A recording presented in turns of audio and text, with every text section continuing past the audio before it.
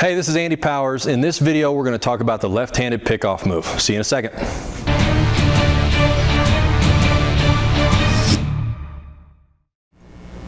All right, so now we're going to be talking about the wrong-handed pickoff move. I mean the left-handed pickoff move. I'm sorry, I was just teasing with those guys. I love left-handers. They're a great thing to have as part of your team, and you got to have you can't have enough left-handers that you want.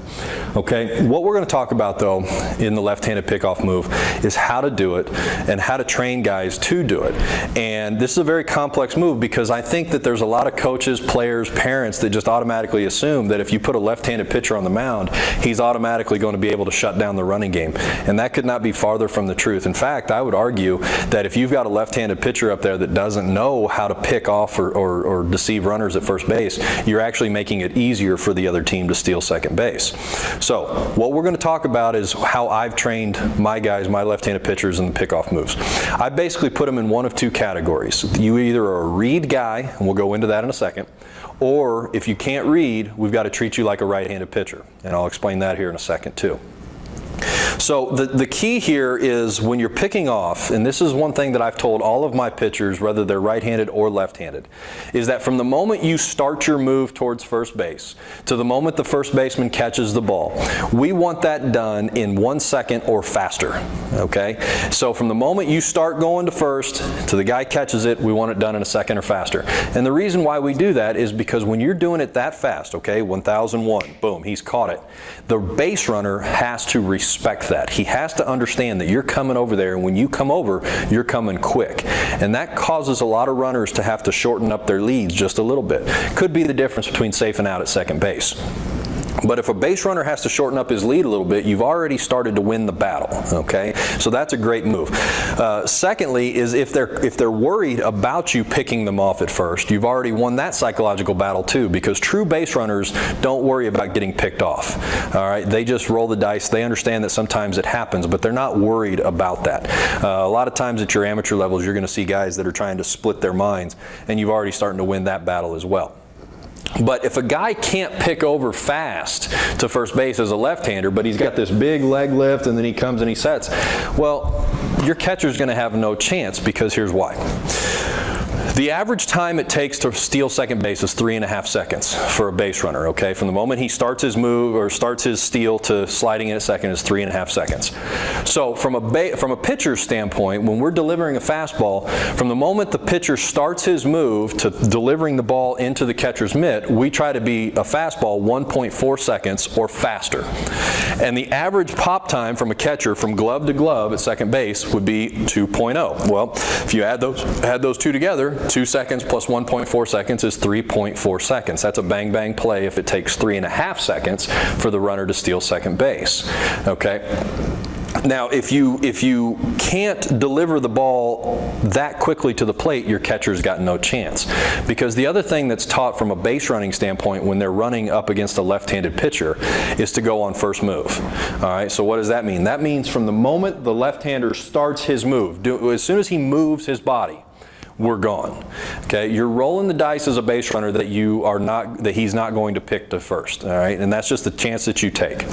Okay, so the ability to be a read guy, and this takes practice. This is something that guys, left-handed pitchers, have to practice every day as part of playing catch, maybe some specific drills and practices and whatnot, but you have to be able to practice this drill. So what's a read guy? A read guy is a guy that can come set, he lifts his leg and has every intention of delivering the pitch to the plate, but as he moves, he sees the runner start breaking for second base, and he has the ability and body control to just adjust and pick to first. Okay, that's a read guy, and if you're a read guy, you are incredibly difficult to run against. Okay, you basically will shut the running game down, especially once the other team knows that you have the ability to do it. It's pretty much over with. Okay. All right, so if you're not a read guy though, we can't be slow to the plate, as many left-handers are. And that's why I say then we've got to treat you like a right-handed pitcher. We've got to be able to start our move and deliver the ball to the catcher in 1.4 seconds or less, okay? Even 1.2 if you really wanted to get after it, okay? Or faster, but we've got to be able to be quick to the plate. That still gives our catcher a chance to be able to throw the guy out at second base, all right? So that's how we train them. If they're not a read guy, you got to treat them like the right-handed pitcher, all right? Now, talking about the move itself, okay? There's a couple of things about a left-hander that sells or tips off or gives it away to the runner that you're either picking or that you're going to the plate.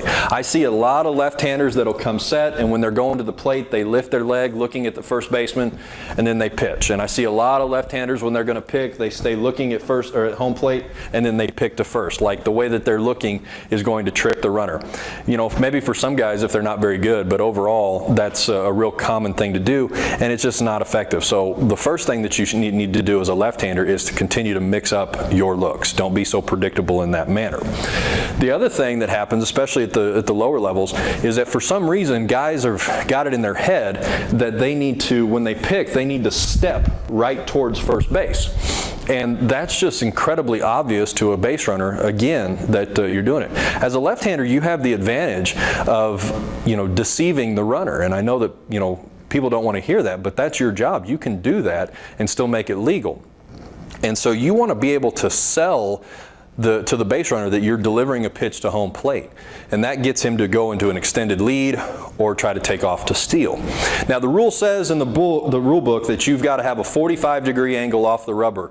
And within that 45 degrees, that's where you can play in your picks, okay? If you go out beyond that 45, more towards, you know, home plate, then that's technically a balk. My guess is that you're probably playing a league that's got two-man crews behind the plate, behind the infield, and they're not going to be able to really see that pick anyways. But the next key that gives it away to a runner is going to be the lead shoulder, okay? Guys are sitting here and then all of a sudden they bring that lead shoulder in. As soon as they bring it in to go towards first, that tips them off as well, okay? The key here is to keep your shoulders on home plate as long as you can, all right? This is going to be an open throw, if you will.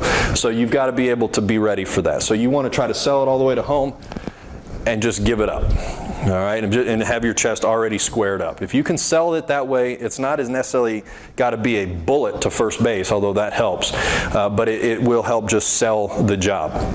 So the key here is going to be more on your lead hip and your leg. You want to try to go down towards home plate as far as you can, and at the last second, redirect, okay? All you have to do is start gaining ground towards first base, and that's okay, all right? You can't pick your foot up and then go straight back down. That's a balk. You got to come and you've got to break last second, and you've got to pick to first base, okay?